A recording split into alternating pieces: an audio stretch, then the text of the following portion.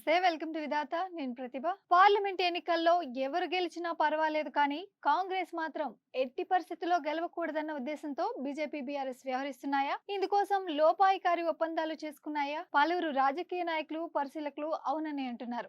BRS BJP నేతల ప్రచార సరళిని వారు ఇందుకు ఉదాహరణగా చెబుతున్నారు. కాంగ్రెస్ పార్టీ కూడా బీఆర్ఎస్ బీజేపీ నేతలపై ఇదే రకమైన ఆరోపణలు చేస్తుండడం గమనార్హం. ఈ మ్యాచ్ ఫిక్సింగ్ పై విధాత స్పెషల్ స్టోరీ. పార్లమెంట్ ఎన్నికల్లో ఎవరు గెలిచినా పర్వాలేదు, కానీ కాంగ్రెస్ మాత్రం ఎట్టి పరిస్థితుల్లో గెలవకూడదన్న ఉద్దేశంతో బీజేపీ బీఆర్ఎస్ పార్టీలు వ్యవహరిస్తున్నాయా అన్న సందేహాలు రాజకీయ పరిశీలకుల్లో వ్యక్తమవుతున్నాయి. బీఆర్ఎస్ బీజేపీ నేతల ప్రచార సరళి పరిశీలిస్తే ఇదే అర్థమవుతుందని అంటున్నారు. కాంగ్రెస్ పార్టీ కూడా బీజేపీ బీఆర్ఎస్ నేతలపై ఇదే రకమైన విమర్శలు చేస్తుంది. దేశంలో మూడవసారి అధికారంలోకి రావడం కోసం తీవ్ర ప్రయత్నాలు చేస్తున్న బీజేపీ ప్రత్యక్షంగా పరోక్షంగా కాంగ్రెస్ వ్యతిరేకులందరితో జత కడుతుంది. దేశంలో కాంగ్రెస్ కు వ్యతిరేకంగా ఉన్న కొన్ని పార్టీలతో ప్రత్యక్షంగా పొత్తు పెట్టుకున్న బీజేపీ మరికొన్ని పార్టీలతో పరోక్షంగా స్నేహ సంబంధాలు నిలుపుతుందని రాజకీయ పరిశీలకులు గుర్తు చేస్తున్నారు. ఇందులో భాగంగానే బీజేపీ పరోక్షంగా బీఆర్ఎస్ తో స్నేహ సంబంధాలు కొనసాగిస్తుందన్న సందేహాలు వ్యక్తం చేస్తున్నారు. 10 ఏళ్ల కాలం నుంచి కేంద్రంలో అధికారంలో ఉన్న బీజేపీకి, అలాగే 10 ఏళ్లుగా రాష్ట్రంలో అధికారంలో ఉన్న బీఆర్ఎస్ కు కాంగ్రెస్ పార్టీనే మొదటి టార్గెట్ అని రాజకీయ పరిశీలకులు అంటున్నారు.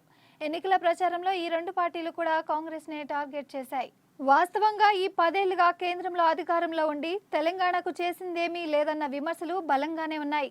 విభజన హామీలు మొదలుకొని రాష్ట్రానికి ప్రాజెక్టులు కేటాయించడం వంటి విషయాల్లో అన్యాయం చేసిందనే ఆరోపణలు ఉన్నాయి. అలాంటి బీజేపీపై కాకుండా కాంగ్రెస్ టార్గెట్ గా విమర్శలు చేయడం అంటేనే ఆ రెండు పార్టీల మధ్య రహస్య స్నేహ సంబంధాలు ఉన్నట్లు అర్థమవుతుందని కాంగ్రెస్ పార్టీ అధికార ప్రతినిధి సామా రామ్మోహన్ రెడ్డి అన్నారు.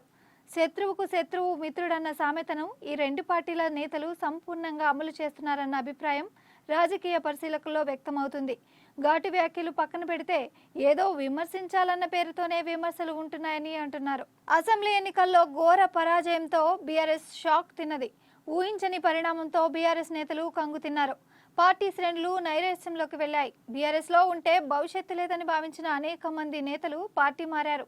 చివరకు పార్లమెంట్ ఎన్నికల్లో పోటీ చేయడానికి కూడా కొంతమంది నేతలు ఆసక్తి చూపని పరిస్థితి ఏర్పడింది. బీఫామ్ తీసుకున్న కడియం కావ్య కూడా పార్టీ మారి కాంగ్రెస్ నుంచి పోటీ చేస్తుంది. ఈ పరిణామాలతో పార్లమెంట్ ఎన్నికల్లో బీఆర్ఎస్ 1-2 సీట్లైనా గెలుస్తుందా అన్న సందేహాలు సొంత పార్టీ నేతల్లోనే వ్యక్తమవుతున్నాయన్న చర్చ జరుగుతుంది. మనం గెలిచే పరిస్థితి లేనప్పుడు మన శత్రువు గెలవకుండా అడ్డుకట్ట వేయాలంటే ఏమి చేయాలన్న దిశగా బీఆర్ఎస్ నేతలు సమాలోచనలు చేస్తున్నట్లు సమాచారం. ఈ మేరకు బీఆర్ఎస్ గెలిచే స్థానాల్లో మనం ఓట్లు వేసుకోవాలి, గెలవలేని స్థానాల్లో కాంగ్రెస్ కు వ్యతిరేకంగా ఉన్న బీజేపీకి ఓట్లు వేయాలన్న దిశగా సమాలోచనలు జరుగుతున్నాయన్న సందేహాలు రాజకీయ వర్గాల్లో వ్యక్తమవుతున్నాయి. ఇప్పటికే ఆ దిశగా బలంగా లేని పలు స్థానాల్లో బీఆర్ఎస్ ఎన్నికల ప్రచారం సరిగ్గా నిర్వహించడం లేదన్న సందేహాలు సర్వత్రా వ్యక్తమవుతున్నాయి.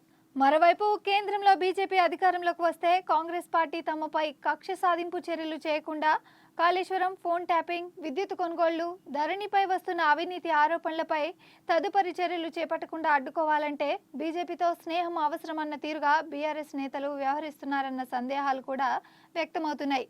అందుకే ఈ రెండు పార్టీలు కాంగ్రెస్ టార్గెట్ గానే విమర్శలు చేస్తున్నాయి. కానీ అధికారంలో ఉన్న బీజేపీని బీఆర్ఎస్ నేతలు ఒక్క మాట కూడా అనడం లేదని కాంగ్రెస్ నేతలు ఆరోపిస్తున్నారు. ఈ రెండు పార్టీల మధ్య లోపాయికారి ఒప్పందం ఉందని సామా రామ్మోహన్ రెడ్డి అంటున్నారు.